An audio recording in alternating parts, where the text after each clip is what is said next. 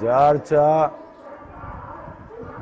बिल्कुल गैर आबाद जंगल था। ये हमारे मूरी से आला ईरान से सैयद महमूद बुरकापोश, जिनका मज़ार मैफेयर गार्डन में शाहपुर जट के सामने दिल्ली में है।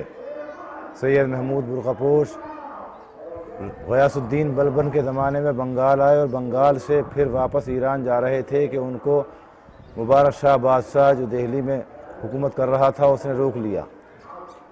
उनके साथ उनके भतीजे सैयद हसन और सैयद हसन के 7 बेटे भी थे। मुबारक शाह ने जब इनको रोक लिया तो वो वहीं दिल्ली में रहने लगे। ईरान से आने की वजह ये थी सैयद महमूद बुरकापोश अलैहिर्रहमा की कि ईरान पर हमला किया था तैमूर लंग ने। चूँकि सब्ज़वार खुर्द में जो ईरान का एक शहर है, कस्बा है, जिसमें हमारे तमाम बुजुर्ग आबाद थे। तैमूर ने जब हमला किया, तैमूर की फ़ौजों ने, तो हमारे बुजुर्गों ने जंग की। उसमें कुछ लोग शहीद हो गए और सैयद महमूद अपने भतीजे सैयद हसन को, जिनकी का सिन सिर्फ 5 महीने का था, उनको अपने आगोश में लेकर, अपनी गोद में लेकर, बुर्का पहनकर वहाँ से निकल आए और वो बहरी रास्ते से बंगाल आए थे और अपनी उंगली सैयद हसन को चुसा के उन्होंने पाला। सैयद महमूद बुरकापोश अलैहिर्रहमा का ये मौजज़ा था कि उनकी उंगली से दूध निकला करता था। उन्होंने अपनी उंगली से ही अपने भतीजे को पाला और जब वो जवान हो गए तो उनकी शादी गयासुद्दीन बलबन की बेटी से की थी। और गयासुद्दीन बलबन की बेटी से ही सैयद हसन के 7 बेटे पैदा हुए थे, जिसमें सबसे बड़े सैयद नासिर थे। उनके बाद बंदगी मुअज़्ज़म हैं, फिर मीर मीरा हैं, इसहाक़ हैं, ज़ैनुल आबिदीन शक्करबरस हैं, सैयद इब्राहीम हैं, सैयद मीर मूसा हैं। इस तरह ये 7 बेटे सैयद हसन के गयासुद्दीन बलबन की बेटी से पैदा हुए, जिनको लेकर वो वापस ईरान इसलिए जा रहे थे कि बंगाल में जो गयासुद्दीन बलबन का बेटा हुकूमत कर रहा था, वहाँ एक शेर आदमखोर आ गया था। उसको सैयद हसन ने कत्ल कर दिया था, मार दिया था उस शेर को। तो उस पर उनके साले ने, जो उस वक्त का बादशाह था वहाँ हुकूमत कर रहा था बंगाल में, वो नाराज़ हुआ कि आपने बगैर मेरी इजाज़त के इसे क्यों मार दिया, मैं इसको खुद मारता। बस इस बात पर सैयद हसन नाराज़ हुए और उन्होंने कहा कि हम वापस ईरान जा रहे हैं। मगर जब वो ईरान जा रहे थे तो बादशाह ने बहुत कोशिश की रोकने की, वो नहीं रुके। तो बादशाह ने एक अपना पैगाम्बर भेजा दिल्ली के बादशाह मुबारक शाह के पास कि तू इनको रोक ले, ये सैयद हैं, इनकी हिंदुस्तान में ज़रूरत है, इनकी ज़रूरत ईरान में नहीं है। इसलिए मुबारक शाह ने उनको हिंदुस्तान से ईरान नहीं जाने दिया और मजबूर कर दिया इस बात के लिए कि आप यहीं रहेंगे।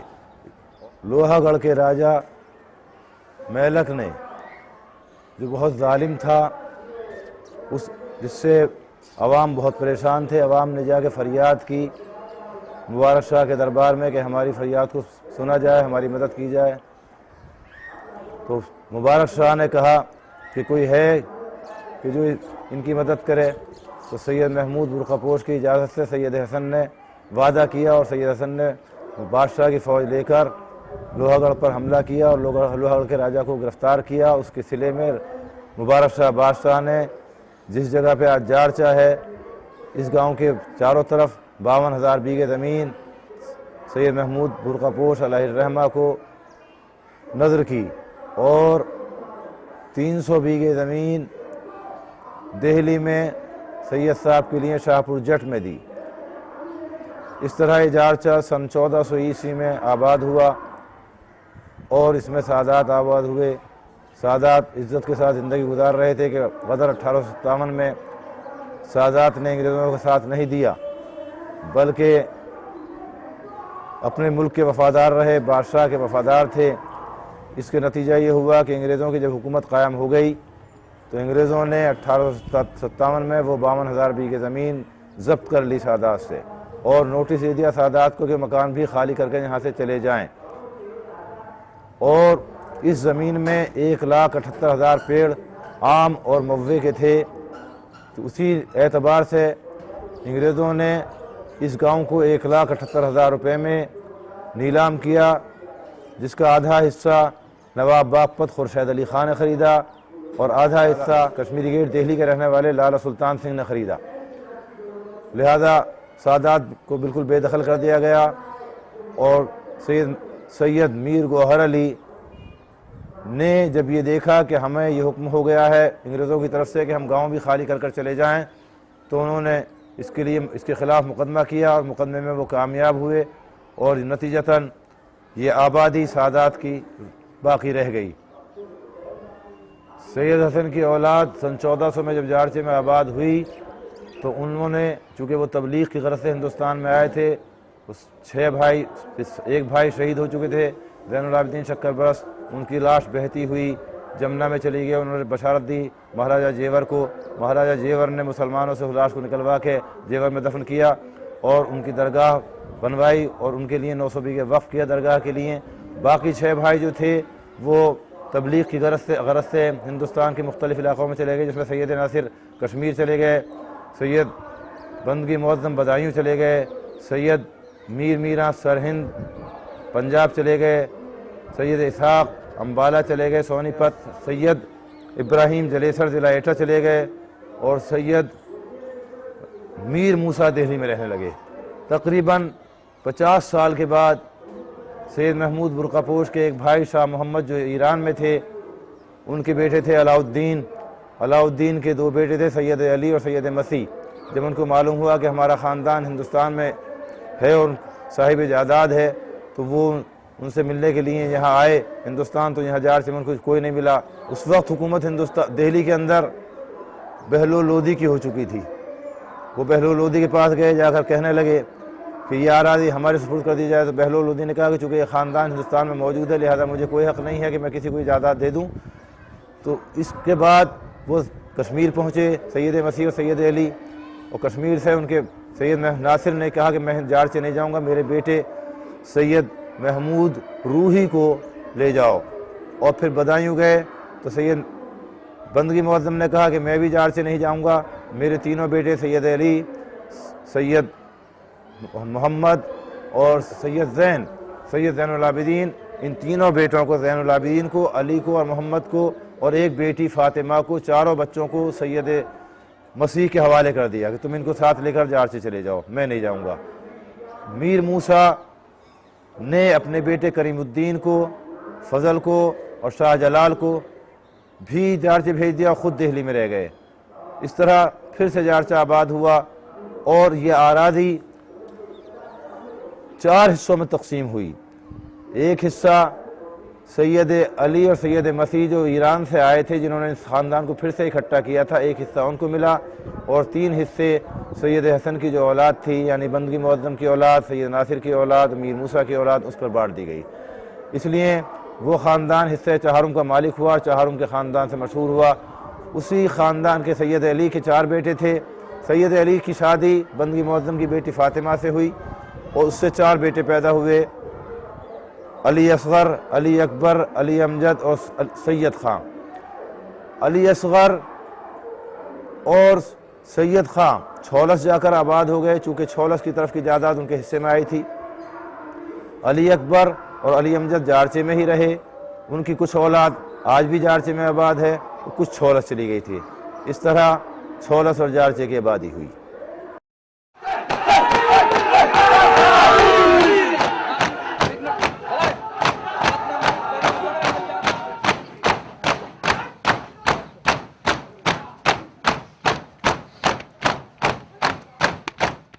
जारचा और छौलस चूँकि दिल्ली से, राजधानी से करीब हैं और औरंगज़ेब चूँकि शिद्दत पसंद सुन्नी मुसलमान था, उसे ये गवारा न था कि शियत बाकी रहे मेरी हुकूमत में, इसलिए उसने जहाँ तक उसकी कोशिश हुई वही चाहता था कि शियत ख़त्म हो जाए और सादात को, शियों को मजबूर किया गया इस बात के लिए कि वो अपना मज़हब बदल कर सुन्नी हो जाएं। उसी दैल में सादात जारचा और सादात छौलस को भी मजबूर किया गया और चूँकि सादात जारचा और सादात छौलस से बखूबी औरंगज़ेब वाकिफ़ था कि ये सैयद तबलीगी सैयद हैं, इन्होंने इस्लाम की बड़ी तबलीग की है और ये अगर सुन्नी हो गए तो सुन्नी मज़हब को बड़ा फ़रोग़ होगा, लिहाजा उसने बहुत ज़बरदस्त दबाव दिया सादात जारचा पर, ख़ास तौर से कि आप लोग सुन्नी हो जाएं और नहीं हुए तो मैं तुम्हें कत्ल करा दूंगा।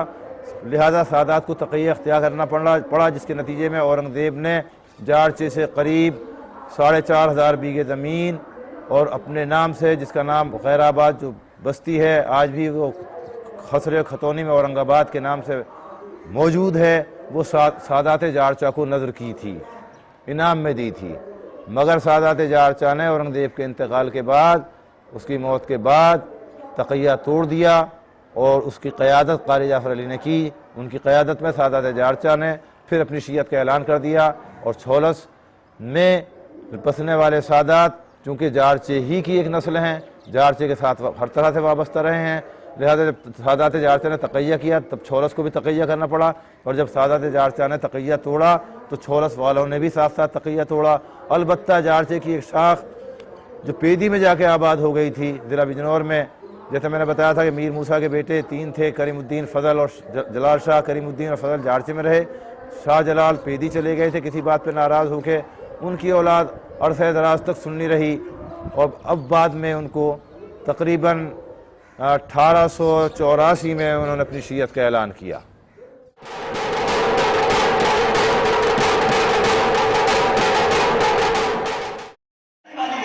एक है खामोशी वाली विलायत, एक है बेदारी वाली विलायत। कौन किस विलायत में जाएगा ये तय करो।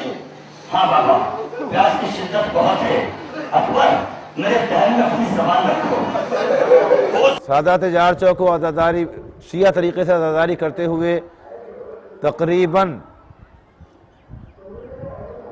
170 साल के करीब हो रहे हैं।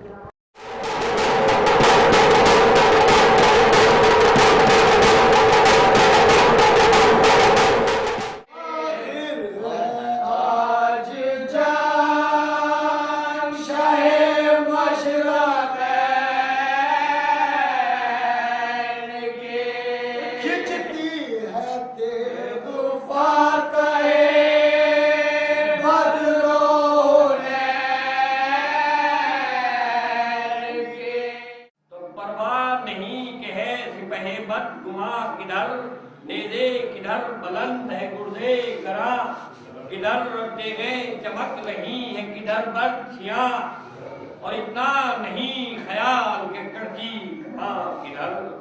नजदीक हो के तीर भीषण से निकल गया और कुछ खौफ भी नहीं, किधर आया किधर गया।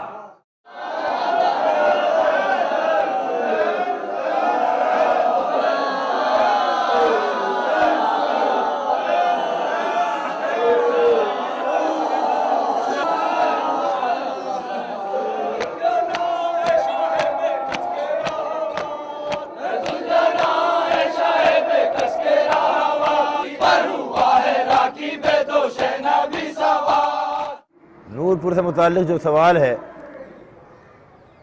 तो नूरपुर के बुज़ुर्गों की ज़बानी मैंने ये सुना है कि हमारे मुँह से हमारे बुज़ुर्ग सैयद नूरी, सैयद इब्राहीम बिन सैयद हसन, जिनका मज़ार जलेसर में है, उनकी नस्ल से हैं और हम लोग जलेसर से यहाँ आए थे और यहाँ आकर हमने नूरपुर में जायदाद ख़रीदी और यहाँ आबाद हो गए।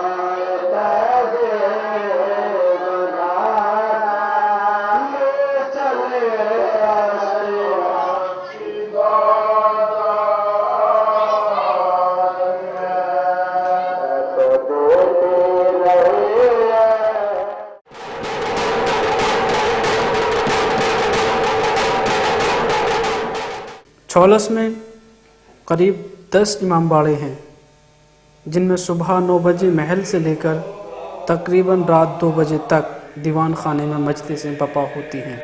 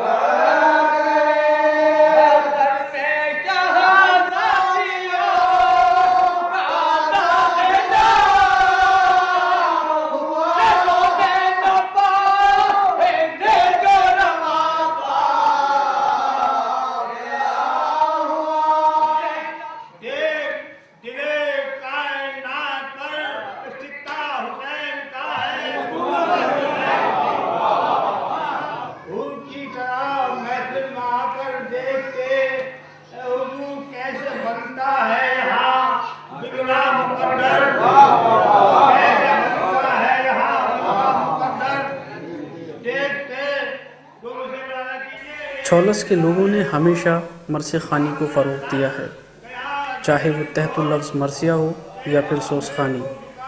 और यही वजह है कि छौलस में एक से बढ़कर एक मरसे खान पैदा हुए। गुज़रे हुए लोगों में उस्ताद ज़ैग़म अब्बास, उस्ताद तनवीर हुसैन, इजहार हुसैन मरहूम और अशवाक़ हुसैन मरहूम चंद ऐसी मिसालें हैं। छौलस ने हमेशा एक से बढ़कर एक दानिश्वर पैदा किए, चाहे वो मौलाना जर्रार छौलसी हों या मौलाना तहसीन। मौलाना जर्रार छौलसी अपने वक्त की एक मशहूर हस्ती रहे, जिन्होंने कई सारी किताबें लिखी जो आज भी शाया होने का इंतज़ार कर रही हैं। मौलाना तहसीन ने ज़ाकरी में नए आयाम पैदा किए, जहां एक तरफ छौलस और जारचे में दानिश्वरों की कमी नहीं, वहीं आज ये सादात की बस्तियां इल्मी दर्सगाहों की बड़ी कमी महसूस करती हैं। इल्मी दर्सगाहों की कमी की वजह से इन दोनों बस्तियों में एजुकेशन का मेयार गिरता जा रहा है। आज़ादारी हमारी तीनों बस्तियों में हो रही है, जारता, छौलस, नूरपुर, और भरपूर हम इमाम के नाम पर खर्च कर रहे हैं। मगर वो अब ऐसा हो गया है कि कुछ तरीके से है कि ट्रेडिशन बन के रह गया, और वो इसलिए कि भाई हमारे आबा अजदाद कर रहे थे तो हम भी कर रहे हैं, जब हम कर रहे हैं, हमारे आबा अजदाद कर रहे थे तो हम भी कर रहे हैं। मगर आज़ादारी का असली मकसद जो है वो फौत होता जा रहा है। इसके साथ साथ दीनी तालीम, दुनियावी तालीम, स्कूल, कॉलेज हमारी अपनी बस्तियों में खुलने चाहिए तीनों में। मैं उन सब पढ़े लिख के लोगों को दावत देता हूँ और उनसे रिक्वेस्ट करता हूँ, गुजारिश करता हूँ कि भाई वो सब खाली भाषणबाजी ना करें, खाली इधर की उधर ना करें कि पढ़ो पढ़ो, ये कुछ नहीं, बल्कि करके दिखाओ, प्रैक्टिकल करो। स्कूल खोलो, कॉलेज खोलो, लड़कियों के लिए स्कूल खोलिए, बच्चों के लिए स्कूल खोलिए, उससे बड़ा कॉलेज खोलिए, ताकि वहाँ से पढ़ के वो निकलें और इमाम के का जो मकसद था उसको उससे हासिल करें, इबरत हासिल करें। भाई इस तरह से थोड़े होता है कि साहब बस भाषण कर दिया कि ये हो रहा जी होता है, खाली नेतागिरी से काम नहीं चलेगा। जितने भी पढ़े लिखे लोग हैं उन्हें सबको चाहिए कि वो प्रैक्टिकल करें, और हमसे जो कुछ भी हो सकेगा हमसे भी कहें, हम भी करने के लिए तैयार हैं। स्कूल खोलें, कॉलेज खोलें। अब ये तो है नहीं कि भाई जिसके ज़रा है वो दिल्ली जाके पढ़ने लगा, जिसका ज़रा है वो दादरी चला गया, कोई कहीं चला गया, अलीगढ़ चला गया। सबके तो ज़रा नहीं है, सबकी तो बच्चियाँ नहीं पढ़ सकती, सबके तो बच्चे नहीं पढ़ सकते। तो इसके लिए तो मकामी लोगों को चाहिए कि एक कॉलेज, स्कूल खुलवाएं और उसमें उन्हें तालीम दिलवाएं अच्छी से अच्छी। मैं यही कहूँगा कि इमाम हुसैन ने ये नहीं कहा कि कोई डॉक्टर ना बने, चूँकि इल्म की दो ही किस्में, इल्मुल अबदान और इल्मुल अदियान। दीन का इल्म और बदन का इल्म। बदन के इल्म से मुराद वही इल्म तिब है, यानी डॉक्टरी, इसको इल्म कहा गया। और अदियान यानी दीनों का इल्म। जाहिर है कि जब सारे दीनों का इल्म हासिल करेंगे तब हमें अपने दीन की अहमियत का पता चलेगा। सिर्फ मज़हब इस्लाम जिसके नाम पर इमाम हुसैन ने कुर्बानी दी और उनके कुर्बानी की याद में यह आज़ादारी मनाई जाती है हर साल, और दुनिया के हर मुल्क में मनाई जाती है। तो इमाम हुसैन सल्लल्लाहु अलैहि वसल्लम ने जो अपनी कुर्बानी का नजराना पेश किया वो इसीलिए कि इंसान कमालात की तरफ बढ़े, तनज़्ज़ुल के बजाय तरक्की की शाहराहों पर गामज़न हो और दुनिया के हर मैदान में वो तरक्की हासिल करे। और जहाँ तक इल्म का सवाल है तो सिर्फ उन उलूम का हासिल करना हमारे लिए सही नहीं है जिसको शरीयत ने हराम करार दिया है। मसलन जादू, टोना, टोटका, ये सब इल्म है, लेकिन हमारे यहाँ उसका हासिल करना इसलिए हराम है कि इसके ज़रिए से लोगों को नुकसान पहुँचाया जाता है। नतीजा ये निकला कि हमें हर वो इल्म हासिल करने के लिए आगे बढ़ना चाहिए कि जिससे हम खिदमत खल्क कर सकते हैं और कौम व मिल्लत की एक खिदमत अंजाम दे सकते हैं और लोगों को उस इल्म से फ़ायदा पहुँचा सकें। मेरी ख्वाहिश ये है जांचे छोलस के मोमिनीन से, और मैं हर तरीके से हाजिर हूँ कि वो इंटर कॉलेज खोलें। इंटर कॉलेज से जब इंटर कॉलेज होगा, बच्चों को तालीम दी जाएगी, तो डिग्री कॉलेज भी खुल सकता है। मौलाना फिरोज हैदर ने कितनी मेहनत करी है, नौगांवे में 4 चांद लग रहे हैं, मगर हमारा जांचा छोलस तालीम के बच्चों के लिए पीछे हैं।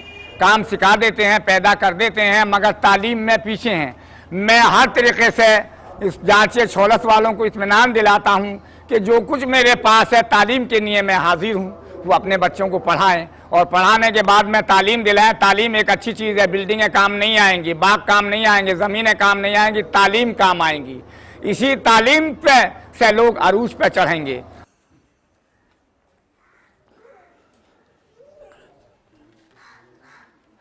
अमन से रहें, ये मोहब्बत से सब रहें।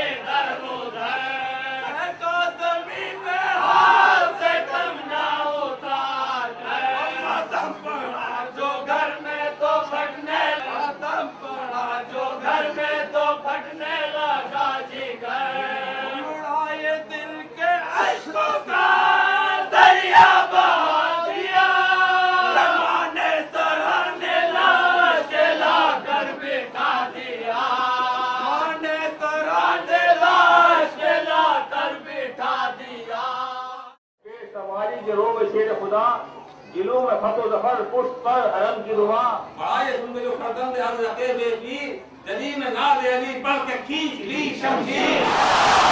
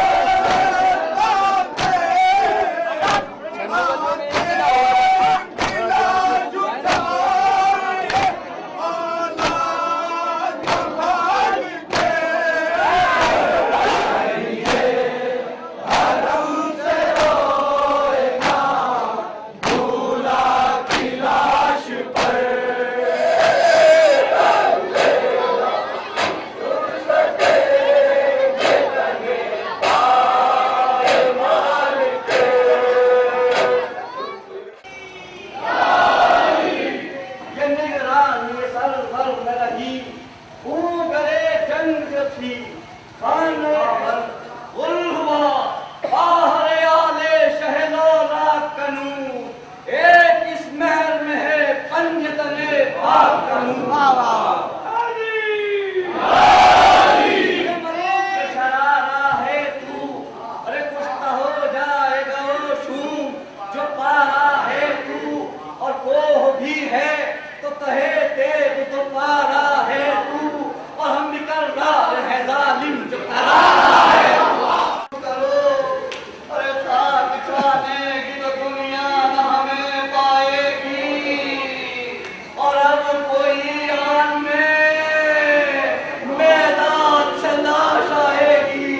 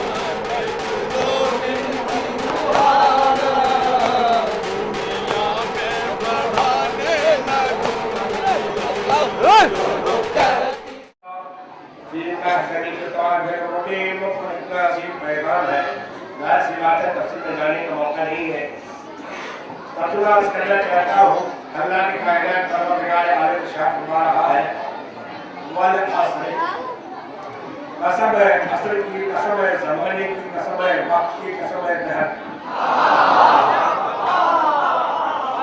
तो अजीज सारे ग्रामीण जो ये कसम खा रहा है अल्लाह वल असर ये किस असर की कसम है ये किस वक्त की कसम है कोई कहता है जब अल्लाह ने आदम को पैदा किया उस वक्त की कसम कोई कहता है कि जब नूरे मोहम्मद सल्लल्लाहु अलैहि वसल्लम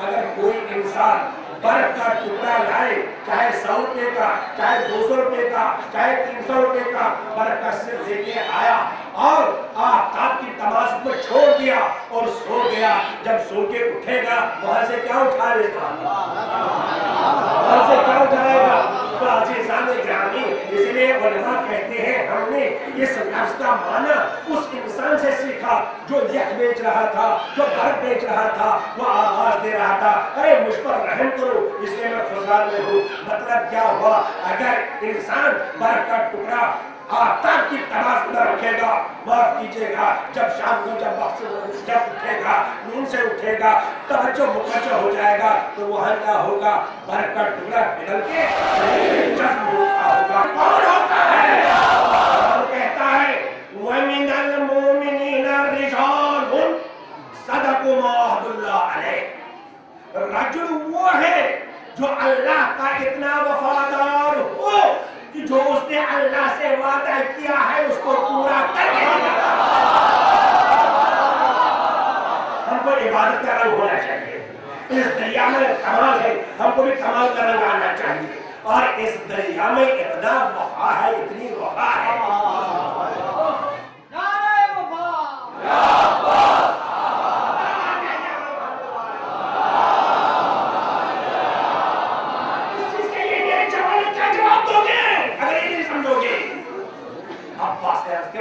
फिर रात की मेहनत काहे की? जब आज भी जब कल भी चल, आज भी शहादत कल भी शहादत, ये रात काहे के लिए? जनाब हुसैन क्या फरमाते हैं? अल्लाह ही जानता है मुझे नमाज से कितना प्यार है। जानते हैं ये बेटी का मतलब खराब है, मुझे आज मैं मजलिस पढ़ना चाहता हूँ।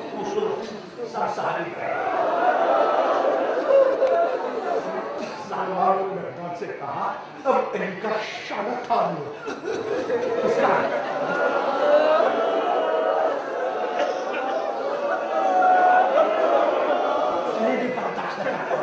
जिसने अल्लाह अकबर का अली सुनो इतना नहीं होगा बल्कि शहादत ज़ैनब के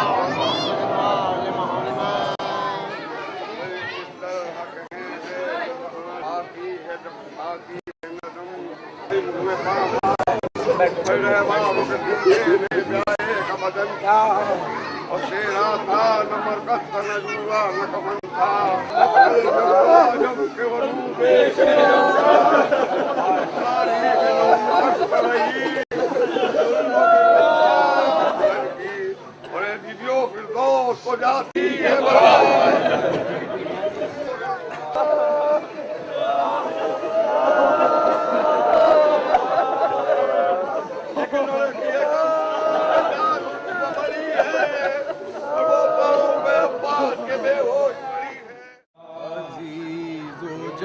सफरे करबला तमाम हुआ, अजीजो जब सफरे करबला तमाम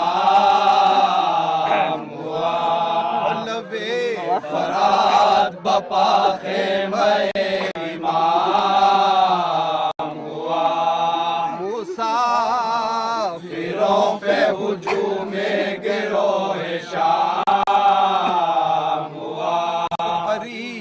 शाम ये लश्कर में हुक्म आम हुआ, करीब शाम ये लश्कर में हुक्म आम हुआ, उठा दो फातिमा के नूर ऐन का ख़ैमा, जुदा फराज से होवे हुसैन का करबला तमाम हुआ,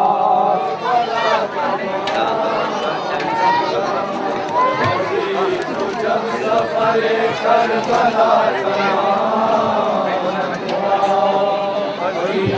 जब सफरे करबला तमाम हुआ।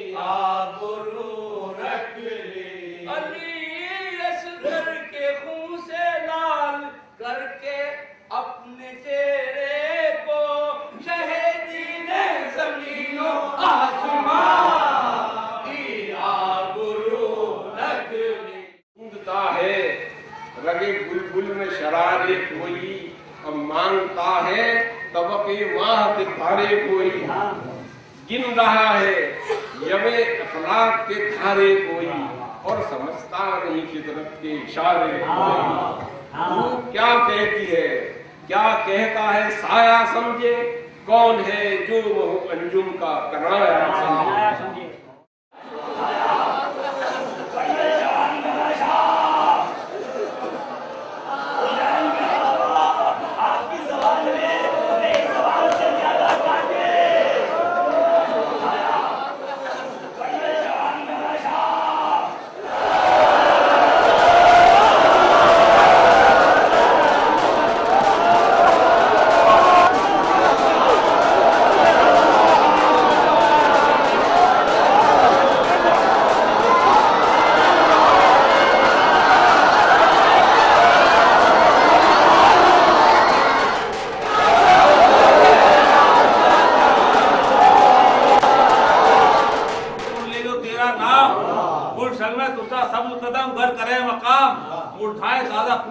शजर खुश्क हो तमाम, जिस खेत में गुजर तेरा वो नहसो शूम हो, सब सड़ फिरना खल्क में वो लौट के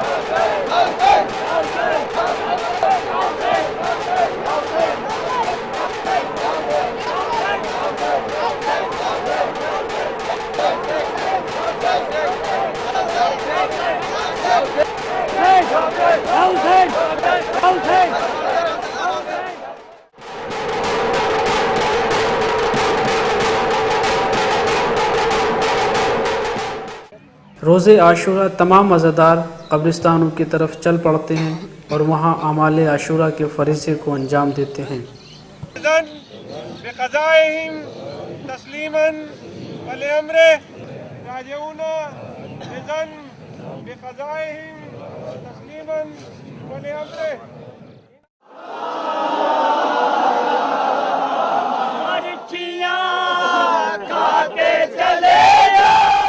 मुहर्रम का जुलूस करीब 12 बजे दिन में गढ़ी से शुरू होता है, जो करीब शाम के 6 बजे तक करबला पहुंचता है। अज़ादार इमामिया चौक पर इकट्ठे होकर सीना जनी करते हैं और इमाम हुसैन का गम मनाते हैं। छौलस में 7 मुहर्रम से लेकर 10 मुहर्रम तक तारीख़ी ज़ियारतों का इनक़ाद किया जाता है।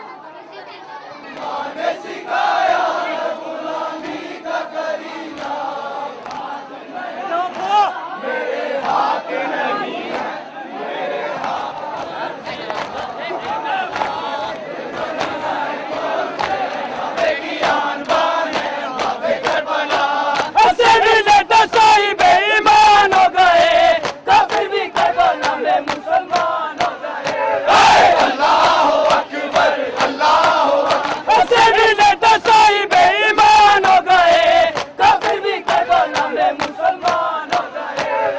अल्लाह अकबर करबला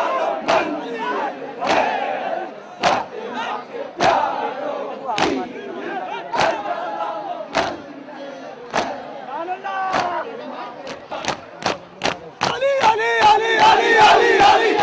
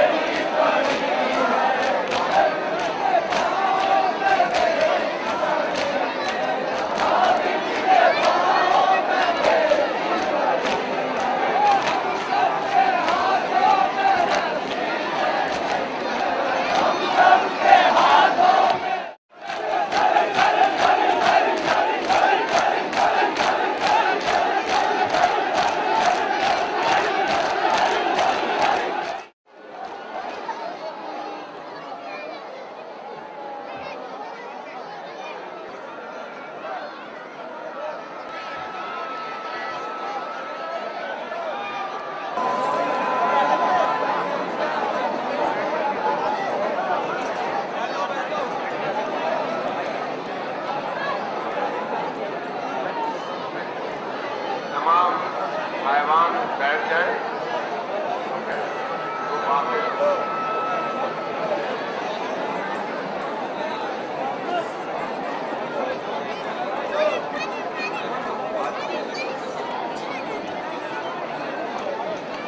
और लोगों को दबाया हुसैन ने, दुश्मन से सर बचाने को देते हैं हाथ सब, और कर दे के अपना हाथ बचाया हुसैन ने।